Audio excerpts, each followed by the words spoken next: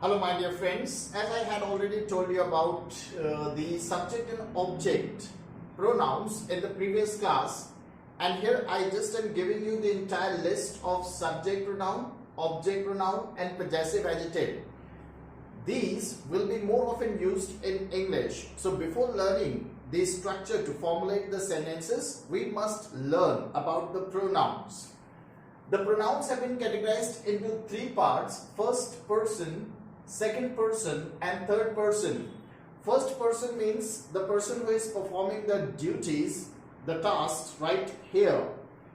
First person जो कि अभी काम कर रहा है आपके सामने मौजूद है. आई जो होता है वो सिंगुलर होता है, वी जो होता है वो उसी का प्लूरल फॉर्म होता है.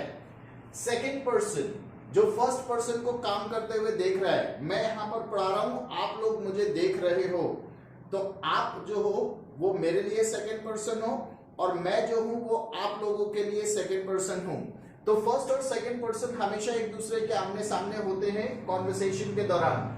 Third person singular he, she, it and plural they. Third person are the pronouns which are being talked about but they are not present here right the moment of talking. तो यहाँ पे I, we, you, they, he, she, it ये subject pronoun है. इन्हीं का object pronoun को देखिए. I का ऑब्जेक्ट होता है me, we का ऑब्जेक्ट होता है us, you के दोनों ही ऑब्जेक्ट you और you होते हैं चाहे सिंगुलर हो या प्लूरल. ही के लिए ऑब्जेक्ट होता है हिम, शी के लिए होता है हर, इट का इट ही होता है और दे का ऑब्जेक्ट फॉर्म होता है देम. ऑब्जेक्ट प्रोनाउन को हम मेन वर्ब के बाद रखेंगे. मेन वर्ब आपने देखा था हिंदी में जो सबसे लास्ट में पार्ट आता है ता है ती है ते है, वहां पे मेन वर्ब होता है. तो मेन वर्ब के बाद ऑब्जेक्ट रखेंगे और सब्जेक्ट को हमेशा सेंटेंस के शुरू में रखेंगे. सब्जेक्ट प्रोनाउन को हमेशा शुरू में रखेंगे. अब ये क्या है भाई? इसे कहते हैं पजेसिव एडजेक्टिव, अधिकार बोधक विशेषण.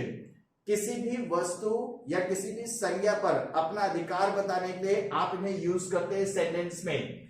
अगर मैंने कहा यह हमारी कक्षा है, यह हमारी कक्षा, आप सभी यहां पे बैठे हुए हैं, तो यह हमारी कक्षा है, तो आप बोलोगे दिस इज आवर क्लास.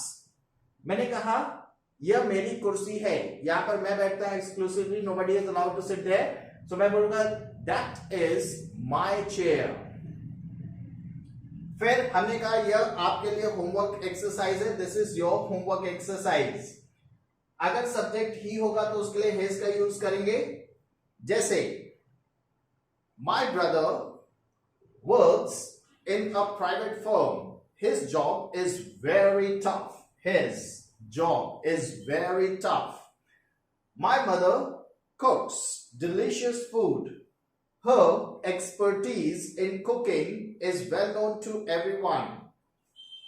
मेरी माँ बहुत अच्छी कुक है और उनकी जो खाना पकाने की स्पेशलिटी है वो सभी को जानी जाती है. मैंने कहा I sat down on a chair. Its legs were broken. मैं एक ऐसी कुर्सी पे बैठ गया जिसके की पैर टूटे हुए थे. And they are my friends. Their parents work in a multinational firm. तो यहां पर आपने देखा कि इन सब को यूज करते हैं सब्जेक्ट के अकॉर्डिंग. सब्जेक्ट आई है तो आई के लिए माई, वी है तो वी के लिए आर, यू के लिए योर, ही के लिए हिज, शी के लिए हर, दे के लिए देयर और इट के लिए इट्स. इन सभी का एक कॉमन मीनिंग भी होता है. जितने भी ये पजेसिव एडजेक्टिव है इनका एक कॉमन मीनिंग होता है अपना. मैं अपना काम समय पर करता हूं तो मैं बोलूंगा I do my work on time. आप अपना काम समय पर करते हैं, you do your work on time. हम अपने कामों को समय पर करते हैं, we do our work on time.